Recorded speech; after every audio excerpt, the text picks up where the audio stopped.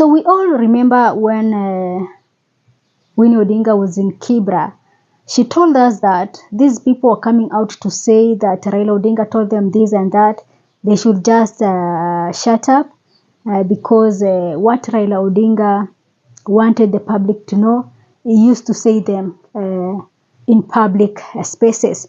So after Winnie made that statement, Salah, the best way he thought he could respond to Winnie was to hire influencers, ex-influencers, to insult Winnie Odinga. The way they're doing it, hey, my goodness. So these people has been, Winnie Odinga, you really need to know that this is not your party. Winnie Odinga, first thing first, you really need to get married. You should be talking about kids here and there. So they have been badly insulting Winnie Odinga.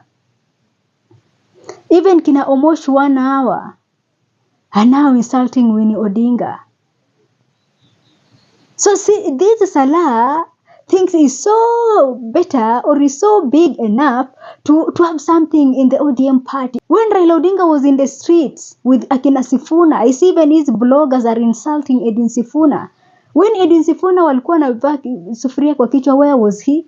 In 2017, in 2022, in 2007, in 2013, in 2022, where was he? When people were being tear-gassed in the streets, when Akina Sifuna were being tear-gassed in the streets, where was he? When Akina Babu Owino was going all that were going through in the streets, where was he? To a point right now, he feels like he's bigger than them. I feel like he even feels like he should be the ODM party leader.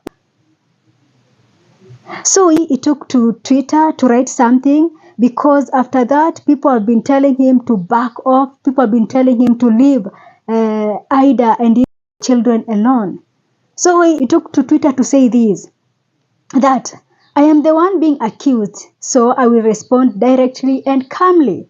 I was with Baba Raila Odinga from the time he first fell ill until his final moments on earth. That is a fact. I do not say this for sympathy, relevance, or political mileage. I say it because it is the truth. I was with Baba throughout his pain. I know what it felt like. There were moments I genuinely thought I was losing him.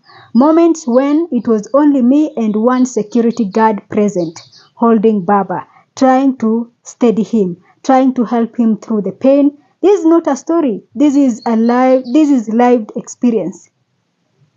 For the record, that security officer was not Maurice Ogeto.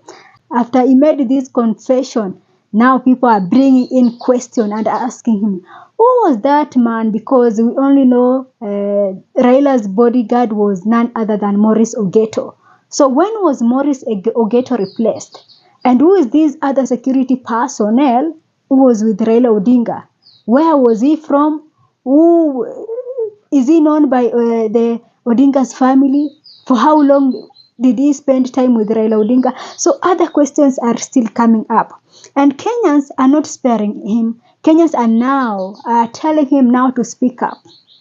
To either speak up or to shut up forever. So Salah is telling us that at one point, Raila Odinga was not with his bodyguard Maurice Ogeto, that he was with another security personnel. And now Kenyans are starting to ask questions. Why was Maurice Ogeto not with Raila Odinga? Who was this other security personnel? What really happened? What is it that we really don't know?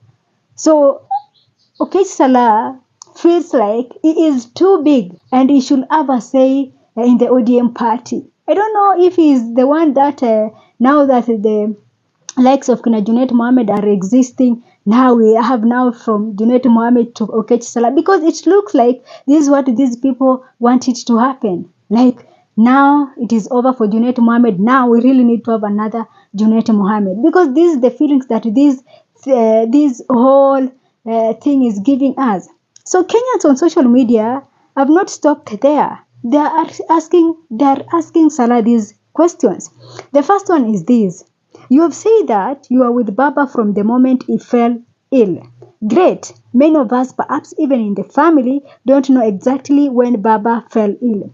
Narrative abound. some suggesting that he had been taken ill for a while, others saying that it was a quick-fire departure.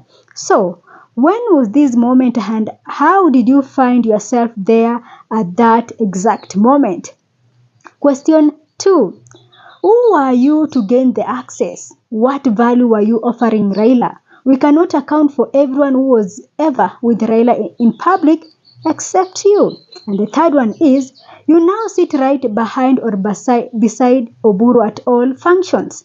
You are a permanent fixture wherever he goes. How did whatever you were offering Raila transition effortlessly to Oburu? Are you also in the process of documenting the moment Oburu fell ill? Are you also Oburu's adopted son?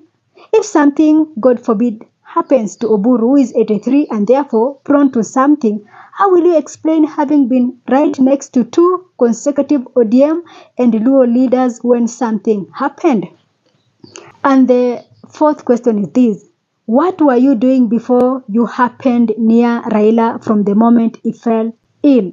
When will you go back to it? Indeed, how long can we give you to finish narrating the things Baba told you so that you can find something else to do? Granted, he told you things, but he certainly didn't narrate them for years. You should now be done with retelling. And the final one is this. Why does your life story seem to only begin and end with the few months you were seen with Raila? Where were you other years? Where were you? What were you doing? Who are you? Very important. Who is Salah? This is something that we should really start now asking ourselves. Because the first time he introduced himself to us, it was like, I am Raila's personal doctor. Then it moves to, I am Raila Odinga's adopted son. Then it moved to, I am Nurdin Haji's cousins, and the NIS boss. And this is the title that it seems you have dropped it. I feel like it was told to drop that title of he is Nurdin Haji's cousin. So he's a man who is waking up and telling us different stories every day. So what does he really want? Make it so clear so that people can understand you. What do you really want? Or you want Oburu to adopt you also? Because I don't understand. I don't understand that a man who is saying that he respects Raila Odinga is paying bloggers and influencers to insult Raila's family. So where is the respect? You can't say that you respect Raila Odinga at the same time you're paying useless bloggers to insult his family. This is not respect. This is something else. I don't know this war that you are taking. I don't know where it is heading to, but I am telling you it is not really good. You stop. You really stop. The Odinga's family, despite the what we are seeing within the ODM party, that should not give anyone the reason to disrespect Raila and his family. Well, Raila Odinga is not here, but that should not also give people the permit to disrespect his family. Winnie Odinga has a right to say what he wants to say. Raila Odinga Jr. has a right to say what he wants to say. Mama Aida Odinga, if she wants to say something, she will say it. So why should it that when they say something, you hire people to insult them? This is unacceptable. This is really unacceptable. Find something else to do, man. That's all I can say. And that is it for me for now. Thanks for watching. This is Sophia Live.